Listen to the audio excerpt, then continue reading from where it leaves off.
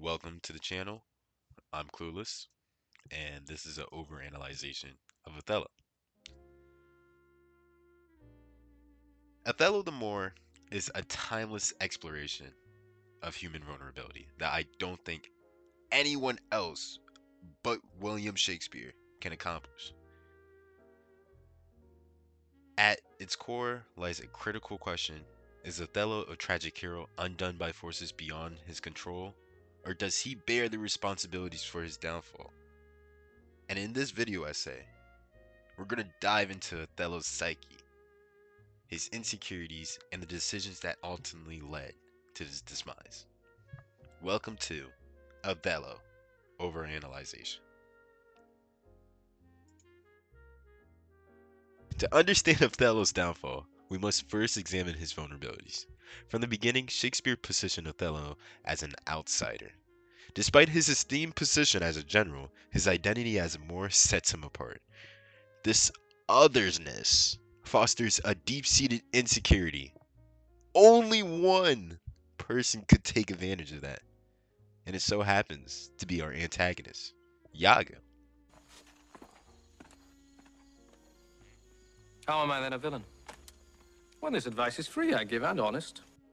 Othello's marriage to Desdemona is a source of both pride and vulnerability.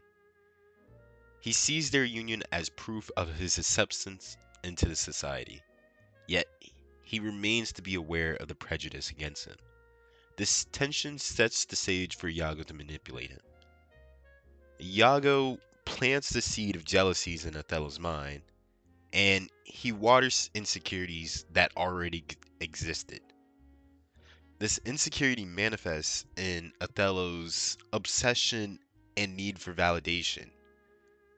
He demands absolute loyalty from those around him and becomes increasingly unstable and unmanageable when loyalty is called into question. Fetch me my handkerchief. My mind misgives. Come, come. You'll never meet a more sufficient man. The handkerchief. I pray you, talk me of Cassio, The handkerchief. a man that all his time has founded his good fortunes on your love. The handkerchief! If fate you're to blame. His wounds!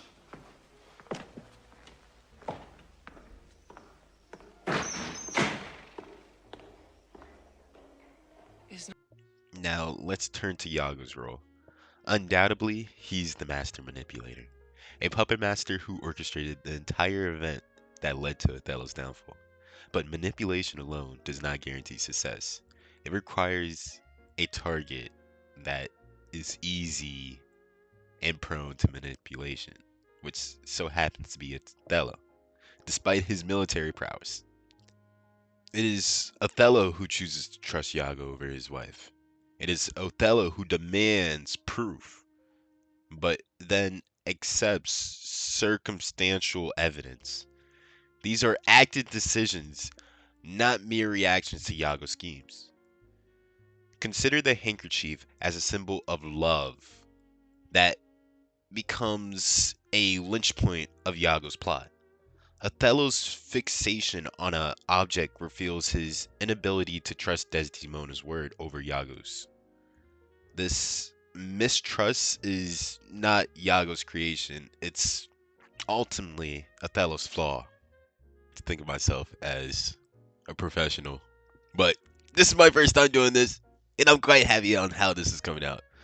Sadly, I don't know how to make transition slides, nor do I have time to do that, but if you're enjoying the video, you can always, like,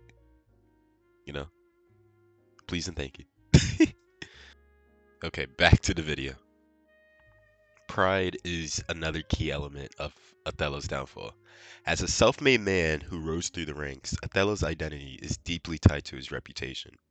When he believes that Desdemona has betrayed him, it is not just his love wounded, but it's his very sense of self that got spit on. This wounded pride drives Othello to an extreme response. Rather than confront Desdemona openly or seek the truth, he seeks to restore his honor through violence. This choice highlights a recurring theme in Shakespeare's tragedies, that the hero is incapable to adapt to emotional challenges. Where does the responsibility lie? While Iago is the architect of the tragedy, Othello is its builder. His choices to trust Iago, to doubt Desdemona, to prioritize his pride over reasons are what ultimately led to his downfall. Shakespeare's portrayal of Othello is not a man purely victimized, but of a man who participated in his own destruction. Othello's final act of taking his life is both a moment of accountability and a tragic confirmation of his flaws. He realized too late that he had been manipulated, but his inability to live with that is the consequences of him dying. Now, I know y'all are probably done with me trying to say, "Come on, Clueless, what are we supposed to learn from this?" Well, one thing that we can take away from Othello's story is that Shakespeare challenges us to consider the balance between external influences and personal responsibility. Othello's tragedy is a very sad tale about the dangers of unchecked insecurities and pride. It reminds us that while manipulation can push us towards ruin, our own choices are what ultimately define us. And even in a modern context, Othello's story is still present. How often do we let insecurities cloud our judgment? How often do we allow pride to dictate our actions? These questions makes Othello's tragedy not just a story, but a mirror of oneself. Um, I would like to close this off with thank you for watching the exploration of Othello. And if you enjoy, once again, please like. I wanna have a reason to keep on doing this. But yeah, I'm just gonna take this moment to just yap about what I want to do with the channel.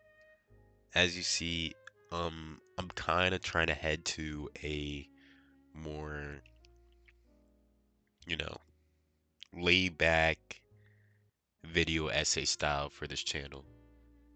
And, you know, I'm not too good at editing, but, I'm learning. And, like, this project took me way too long because I kept trying to learn stuff. But, it was really fun. I hope my teacher enjoys this the same way I did. And, yeah, that'll be it for me.